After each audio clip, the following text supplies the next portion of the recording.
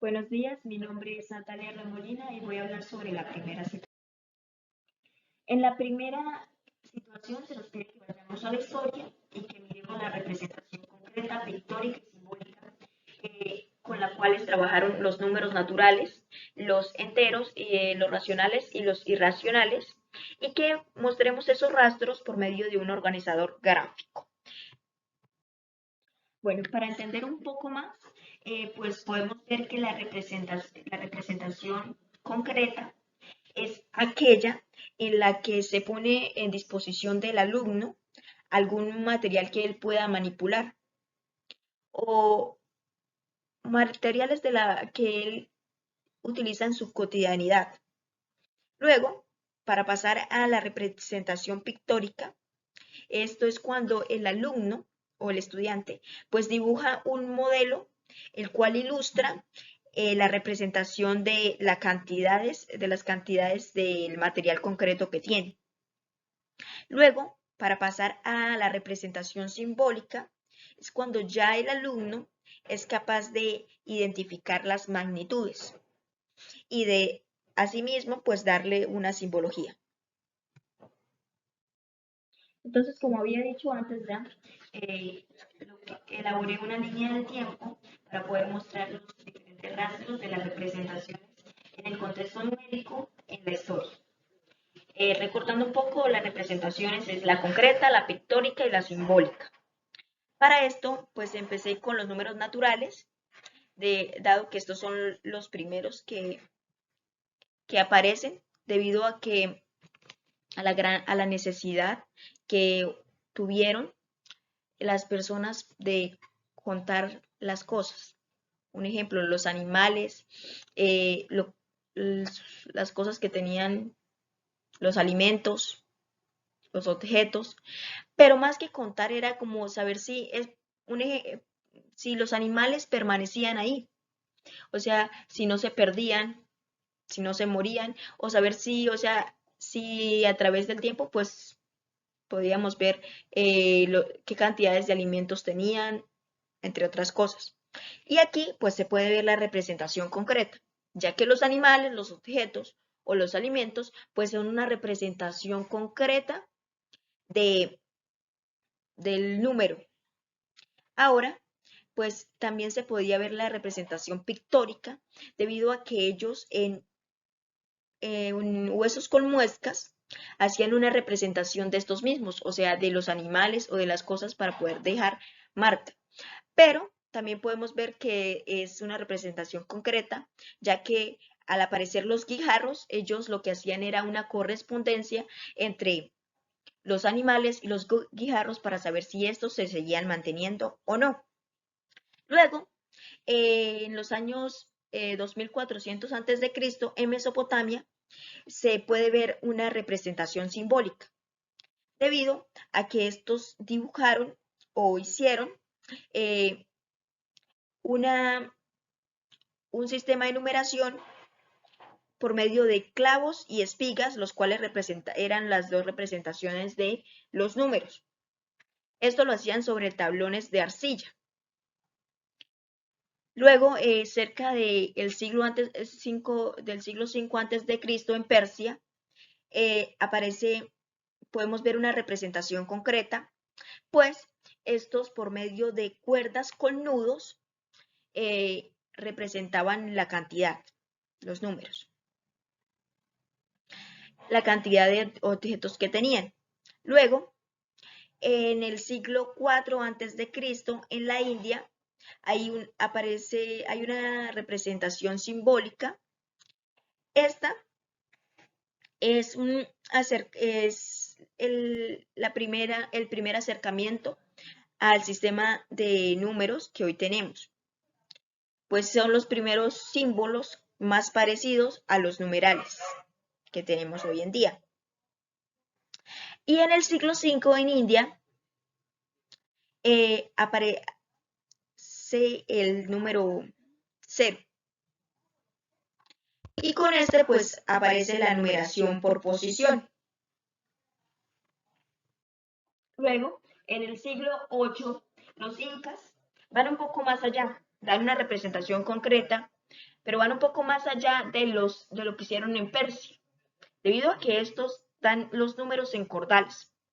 Pero, pues, en Persia eran nudos en cordones. Aquí también son nudos en cordones, pero ellos por medio de esto representan las centenas, las decenas y las unidades. Y a esto le llaman quipú. Ahora, para hablar un poco de los enteros, debemos decir que estos pues lo vieron como la completación de los números naturales. En los enteros, la primera aparición que vemos es en China, que es antes de Cristo, y aquí ellos decían que como el día tenía la noche, la oscuridad, la claridad, debía existir algo que fuera que los números tenían que tener su contrario. Para esto ellos crearon el sistema de varillas chino. En este pues se representaban con los colores rojos y negros las varillas y estas pues representaban los negativos y los positivos.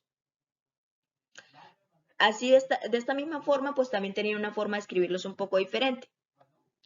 Luego en el año 628 vemos que Brahmagupta en la India pues utiliza todas. Podemos ver las tres representaciones, la pictórica, la concreta y la simbólica, debido a que él es el primero en dar soluciones negativas. Asimismo, él él trabaja desde problemas de la vida real, lo que nos indica que hay una representación concreta, pues él identifica a los negativos como las deudas, a los positivos como los bienes y a los negativos como y al cero como la nada.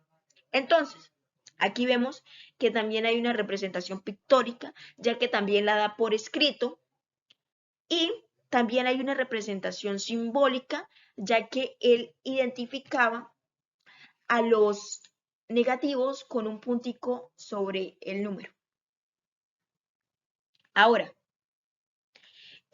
para hablar un poco sobre los racionales, pues tenemos que irnos hacia el año 1650 a.C., en el cual los egipcios dan una representación pictórica, pues se encuentran problemas en un papiro, problemas matemáticos, en los cuales ya aparece la fracción. De la misma forma, se puede ver que ellos también manejaban la representación concreta, porque esos problemas salían de casos de la vida cotidiana. Luego, 325 años antes de Cristo, en la antigua Grecia, se ve una representación simbólica, pues utilizaban el alfabeto como sistema de numeración, y con este pues introdujo la fracción. Luego, en el año de los años 400 a 1200, en la India se da una representación pictórica, porque se crean las reglas de operaciones con fracciones. Pero estas reglas se dan solamente por escrito, lo cual pues vemos que no hay una representación simbólica. Luego, en el año 1202, Leonardo de Pisa ya nos da una representación simbólica, debido a que él introduce la barra horizontal para separar el numerador del denominador de la fracción. Y luego en 1825 Morgan introduce la barra oblicua, lo que nos indica que es una división. Ahora, para referirnos un poco a los irracionales, nos tenemos que ir a los años 500 a.C., en los cuales los griegos dan una representación pictórica con el descubrimiento de las magnitudes inconmensurables, debido a que este descubrimiento lo hallaron por medio de hacer gráficos, dibujos, en los cuales también vemos la representación concreta, ya que venían de problemas con objetos de la vida real, en los cuales ellos no encontraban una unidad de medida que se adecuara a ellos para poder medir. Y con esto pues ellos encontraron que habían cosas que no se podían medir con lo que se tenía hasta ese momento por conocido. Y en el año, en los siglos 17 y 18 en Europa, pues ya aparecen representaciones simbólicas debido a que se atribuyen símbolos a los números con infinitos decimales. Con esto, pues damos por terminada la línea del tiempo. Ahora, pues, para ver un poco más acerca de qué nos brinda el tener el conocimiento acerca de la historia, es poder ver que con este conocimiento nos damos cuenta de que estas tres representaciones, concreta, pictórica y simbólica, pues siempre han existido y que gracias a ellas es que se pudo avanzar. Hoy en día, en algunos colegios o con los estudiantes, los profesores se limitan a trabajar con la simbólica, pues lo cual esto es un poco difícil para los estudiantes. Por medio de la historia nos podemos dar cuenta que si a ellos se les facilitaba al utilizar las tres representaciones, quiere decir que a un niño, como también está conociendo cosas nuevas, se le facilita también al utilizar las tres representaciones. Un ejemplo es si vemos los números racionales. Si a un estudiante se le da solamente el número racional simbólicamente, pues no van a saber de dónde, no van a saber solucionar nada porque no van a entender cuál es la diferencia entre estos y el número entero. Entonces, si al estudiante se le da una representación pictórica, él ya va a poder ver la diferencia que hay entre el numerador y el denominador. Él va a entender que el número que aparece en el numerador, pues van a ser la cantidad de números que él va a tomar, la cantidad de partes que va a tomar de la figura, y el número que aparece en el denominador van a ser las partes en las que está dividida dicha figura. Y así, pues él va a entender un poco más.